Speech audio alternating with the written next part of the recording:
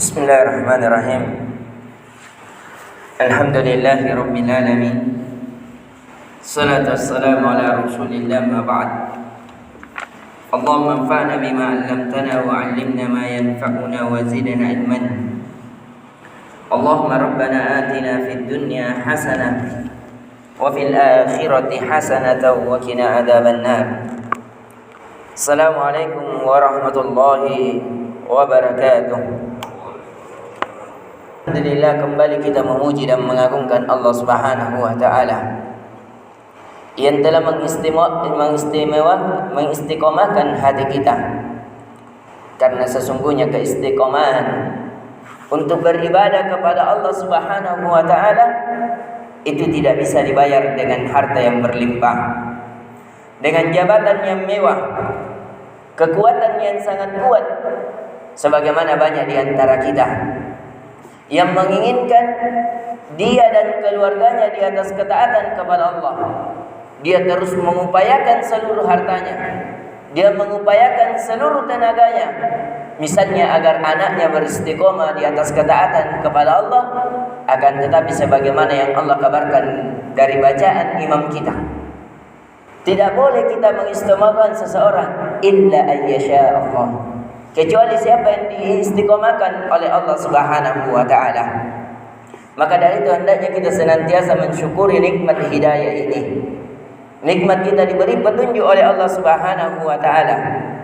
Dan di antara jalan-jalan untuk mengetahui petunjuk adalah mempelajari sirah, mempelajari sejarah, bagaimana nasib bagi orang-orang yang melakukan ketaatan kepada Allah, dan bagaimana nasib dengan orang-orang yang kufur kepada Allah Subhanahu wa taala.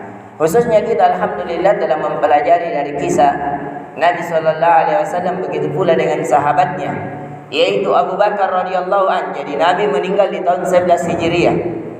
Kemudian diganti oleh Abu Bakar radhiyallahu an sampai 2 tahun lamanya. Jadi Abu Bakar menjabat sebagai presiden. Ini juga banyak orang yang mengira bahwasanya orang yang salah paham bahwasanya khalifah bukan bagian dari presiden, itu cuma perbedaan nama. Jadi khalifah, presiden, amir, semuanya namanya adalah seorang yang memimpin dalam satu negara.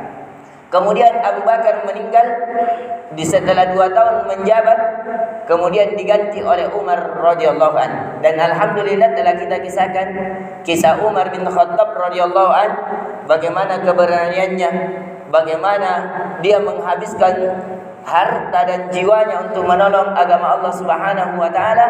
Dan di pertemuan kali ini kita akan mempelajari kewafatan Umar bin Khattab radhiyallahu anhu. Tentunya Umar bin Khattab sebagaimana yang telah kita jelaskan, dia telah menjabat sebagai presiden, menjadi pemimpin kaum muslimin, menjadi Amirul Mukminin itu selama 10 tahun lamanya. Jadi Umar menjabat sebagai presiden 10 tahun. Dan di masa Umar inilah dikuasai sepertiga dunia. Jadi negeri Syam, negeri Palestina itu dibuka dan dimenangkan di masa Umar bin Khattab radhiyallahu an.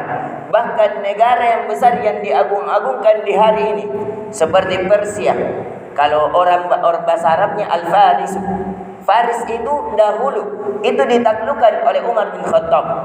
Ditaklukkan di masa kerajaan Umar bin Khattab. Faris dan Rom, Persia dan Romawi yang banyak tentaranya itu ditaklukkan oleh Umar bin Khattab. Bisa kita membuka lembaran-lembaran sejarah. Jadi sepertiga dari dunia ini itu ditaklukkan oleh kaum muslimin. Dan disitulah lahir keamanan, kenyamanan, bagus keamanan secara fisik dan keamanan secara berpikir.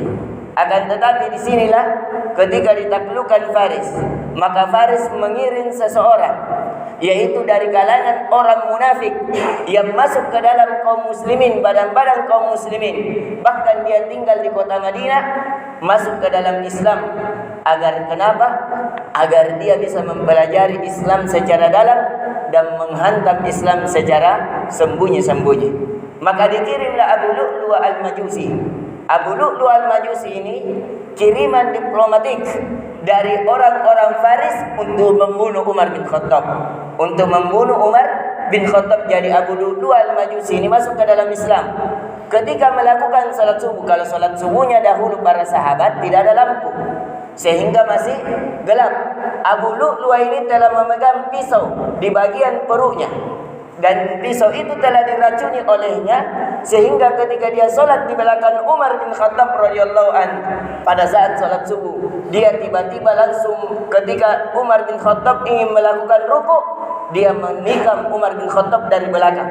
Sampai Ibnu Katsir rahimahullahu taala dalam kitabnya Al-Bidayah wan Nihayah dan dari kitab sejarah yang lainnya mengatakan sampai-sampai Abu Lu'lu'ah memiliki sittatu tu'anat, memiliki 6 tusukan.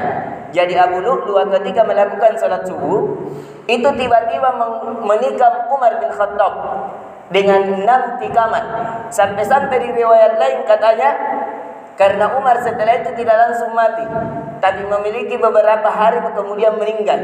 Sebab akibatnya meninggal adalah disebabkan racun yang telah diberikan pada pisau itu, yang dimana pada saat itu Umar bin Khattab sempat diminumkan susu yang dia minum dari mulutnya dan keluar dari tusukan dadanya. Jadi Umar ditusuk dari belakang, kemudian tembus ke depan dengan 6 tusukan.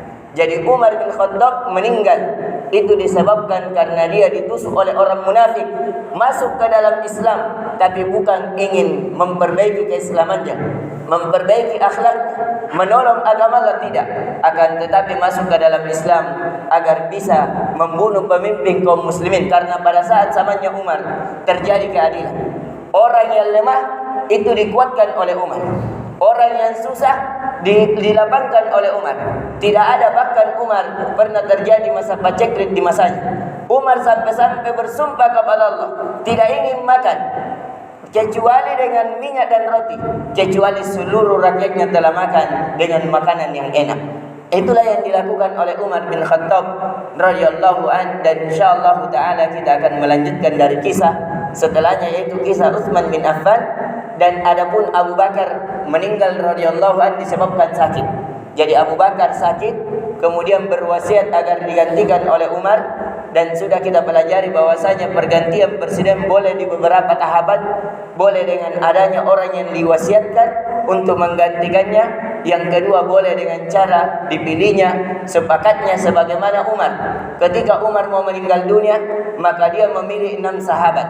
Di antaranya Utsman bin Affan, Sa'ad bin Abi Waqqas, dan selainnya dari 6 sahabat termasuk Ali radhiyallahu an, agar dia bermusyawarah berenam dan memilih salah satu siapa di antara mereka yang menggantikan Umar ketika kematian mendatanginya. Akhirnya dipilihlah, sepakatlah bahwa orang yang terbaik di antara 6 yang dijamin masuk surga adalah Utsman bin Affan. Maka diangkatlah Utsman bin Affan radhiyallahu an sebagai pemimpin kaum muslimin. Insyaallah taala kita akan melanjutkan pelajaran sejarah kita ini dengan mempelajari kisah Utsman bin Affan radhiyallahu an. Subhanakallahumma bihamdika asyhadu an la ilaha illa anta astaghfiruka wa atubu ilaik. Assalamualaikum warahmatullahi wabarakatuh.